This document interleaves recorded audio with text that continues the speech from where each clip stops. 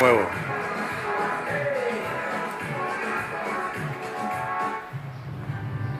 Solo tú y yo conocemos la historia, porque tú y yo la escribimos.